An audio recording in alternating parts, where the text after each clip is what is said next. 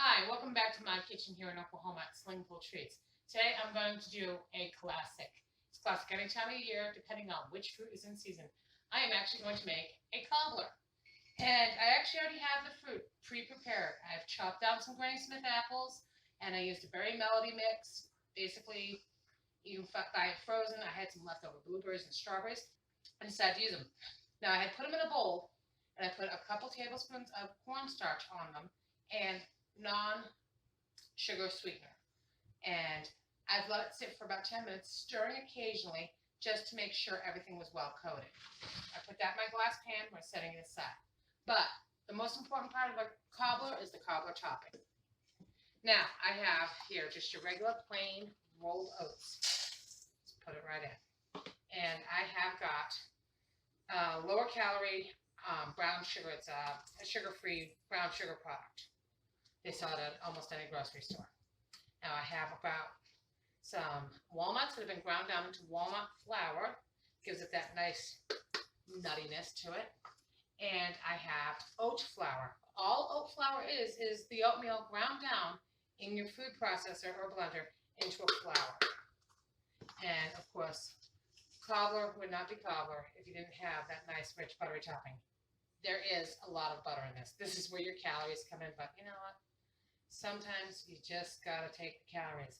It's all about portion control anyways. So sometimes you can use the better ingredients that are fattier as long as you portion control. And you just mix this until you get a nice like crumbly topping. And it will mix up very nicely. See how that kind of looks like a nice brown sugar buttery oatmeal. And that's actually perfect. You really do want to use all that butter in there.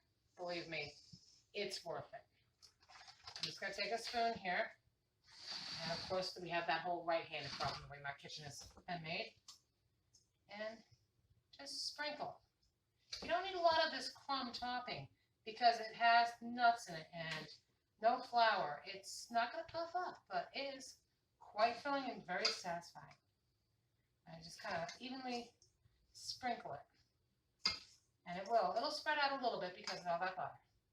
But when this bakes up, your kitchen just smells incredible. I have made this for holidays, and believe me, there is no leftovers. Especially when you have fresh cranberries in season. Apple cranberry is the best. Made it last Thanksgiving, and oh, everybody loved it. Had to make it again for Christmas until there's no more fresh cranberries. It's one thing I miss about New England is all the fresh cranberries. And just want to evenly distribute that. I know it doesn't seem like an awful lot of it, but how much do you really need? The fruit is really the star of this. I'm just going to kind of use my fingers to kind of distribute this as well.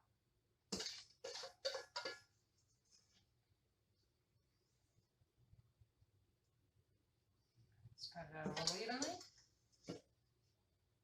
And I've already set my oven at 350 degrees, preheating. And all assembled and ready to go.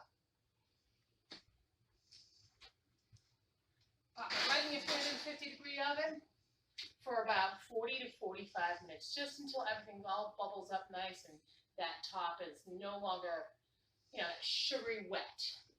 Believe me, it's worth it. So I'm just going to put on the timer and I'll see you in about 45 minutes.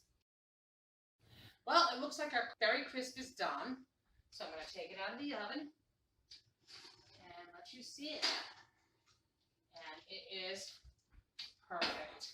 Now you're going to want to let this cool completely. You can serve this with any of the Slingful Treats ice creams that I make. Vanilla is always the best with this. And I just want to tell you to enjoy. I will slice this down to 12 servings. At 12 servings, it's only 158 calories per serving. Enjoy. I want to ask you to please subscribe to my channel at Slingful Treats. I have a Gmail account, which is slimfultreats@gmail.com. And I also have a Facebook page, Amy Smith. I would like you to friend me on Facebook with any comments, questions, or even just suggestions on what you would like to see me do. And have a great day.